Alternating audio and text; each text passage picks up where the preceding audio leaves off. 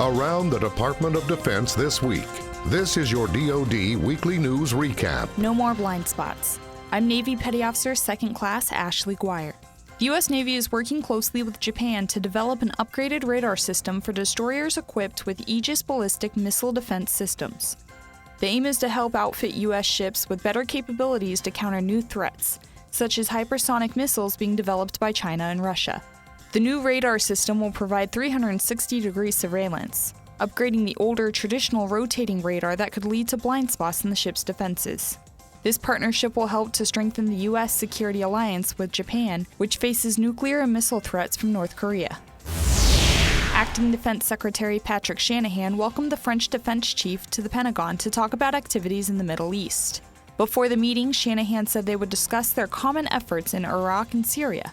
He also said France has been supporting efforts indirectly in Syria and directly in Iraq. Just maybe a brief comment on Syria. We're working closely with the Turks, their strategic partner. More importantly, we're on plan for our drawdown in Syria. We're in close coordination with our de-ISIS coalition partners on the real details of the planning.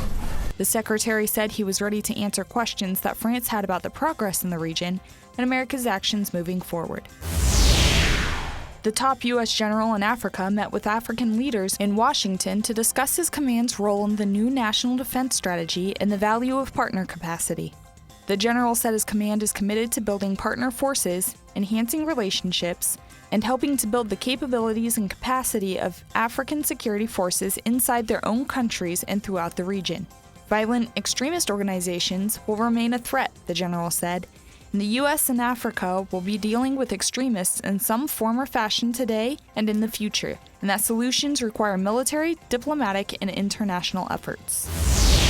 President Trump said the ISIS extremist group is close to suffering its final territorial defeat in Syria. Trump spoke with reporters before traveling to Ohio and used maps to compare how much territory was under ISIS control on Election Day in 2016 to the small area that remained on Wednesday.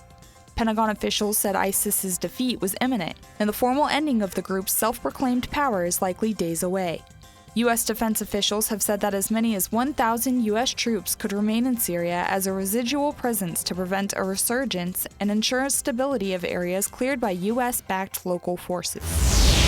Corey Fenyo is a cadet in the Bowie State University, Maryland, ROTC program, who has chosen to seek a commission as an Army officer. Because I'm glad I took that leap of faith. I see that ROTC is developing tomorrow's leaders, and that's something that I want to be a part of.